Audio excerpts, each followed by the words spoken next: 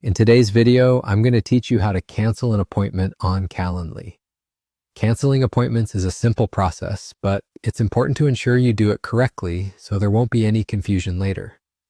Let's walk through the steps together. To start, open your preferred web browser and head over to calendly.com.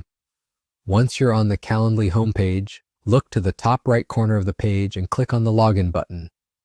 This action will bring you to the Sign In page. Here, you'll enter your email address. After entering your email, you'll want to click the Continue button. Next, you'll be prompted to enter your password. Input your password and then click Continue once more to access your Calendly account. Now that you're logged in and at the home page, look for the tab labeled Meetings. This is the section where you can find your scheduled events. Click on it to view your list of meetings. You'll notice different tabs within this section, such as Upcoming, where all future appointments are listed.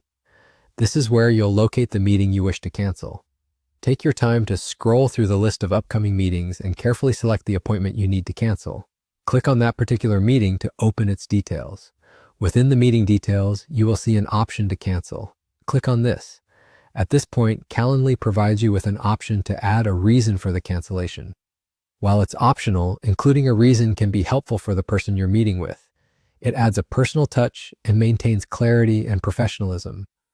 Once you've considered adding a reason, you'll proceed to the final step by clicking Yes, Cancel.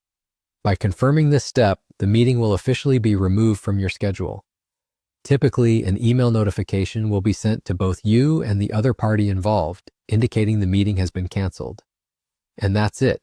You've successfully canceled an appointment on Calendly.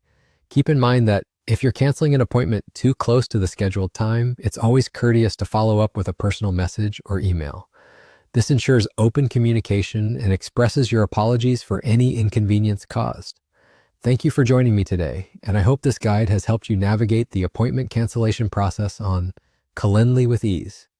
Don't forget to like, share, and subscribe for more helpful tutorials just like this one. Have a great day.